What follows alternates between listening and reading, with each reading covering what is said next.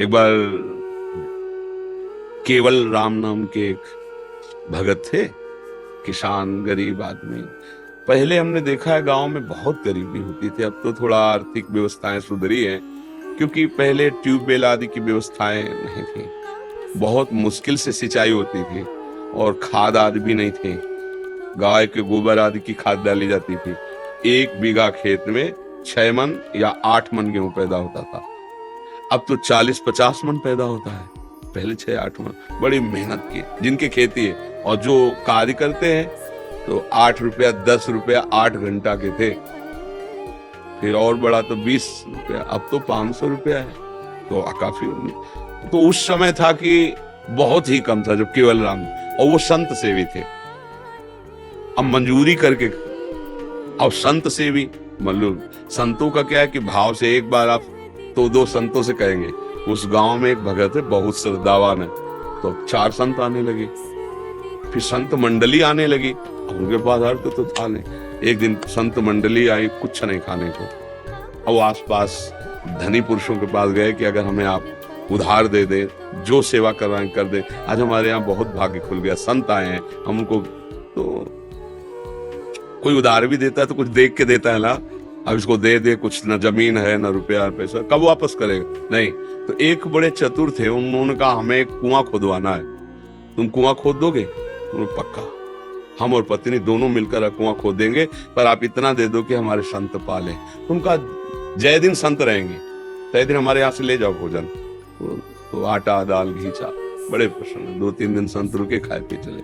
अब वो दोनों पति पत्नी कुआं खोदने में लगे, एक फावड़ा मारते राम, राम भगत, वो तसला उठाते राम, नाम लेते हुए ऐसा 60 हाथ खोदने पर तब कहीं पानी निकलता था, तो अभी 40 हाथ ही खोदा होगा, कि वो पत्नी तो ऊपर थी और बीच से रज भसक गई और कुआं तुप गया, तो 20-25 हाथ मिट्टी उनके ऊपर।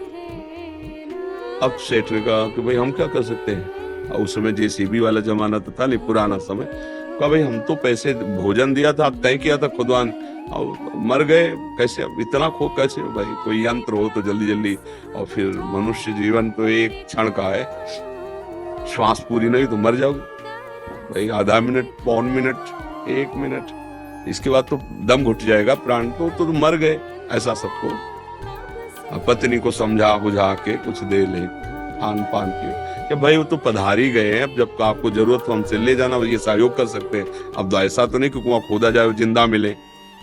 पर वो राम राम जपने वाले एक एक फावड़े पे कुआं पूर दिया गया कि ये ठीक नहीं, असगुन हो गया, आदमी मर गया उसमें। एक दिन वहां से कोई राजा निकल रहे थे, मार्ग था, तो उनको सुनाई दिया राम राम, ऐसी मधुर अमृतमयी वाणी की वो अपने रथ से उतरे, उनका ये किस भगत के द्वारा आर्त भाव से भगवान को पुकारा है? यार तो कोई भगत नहीं। बोले नहीं,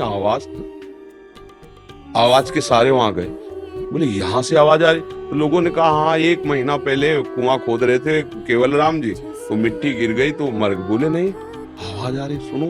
तो राम राम, अब वो तो राजा थे, तुरंत हुक्म किया, तो बड़े जो राजकीय विभाग सैनिक सब लगे, मिट्टी हटाई गई। तो जहाँ केवल राम जी बैठे थे ना, वहां 2-3 हाथ ऐसे गुफा सी बन गई थी, एक भी मिट्टी नहीं गई। और जब वहां खोद के पहुंचे तो देखा सामने सुंदर भोग और शीतल जल। 1 महीना हो गए थे तभी नहीं, बस ऐसे बैठने के कारण थोड़ा पीठ टेढ़ी हो गई थी। वो कहा पूरे स्वस्थ भोजन पानी सब वही, कौन दे रहा है? जो अखिल ब्रह्मांडों को दे रहा है। अगर गृहस्थी में हो, अपना कार्य कर रहे हो और नाम जप कर रहे हो, तो महान भक्त हो। भाई ये बातें हमारी केवल कथा सुनने में तो अच्छी लगती, लेकिन समझ में नहीं आती। अगर हम अपनी नौकरी में, अपने व्यापार में, अपनी किसानी में, अपने भगवान के स्मरण को सम्मिलित कर ले, तो हम महाभागवत हैं। बिल्कुल, इसमें बिल्कुल डरने की जरूरत नहीं कि अब हम भजन करेंगे तो गोली कैसे चलाएंगे, वो भी भजन है। जैसे माला से भजन हो रहा है, वैसे गोली चलाने, अगर तुम्हारा अधिकार है और कानून व्यवस्था आदेश करती है उसको दंड देने के लिए, तो वो दंड देना भी भजन ही होगा, ऐसा।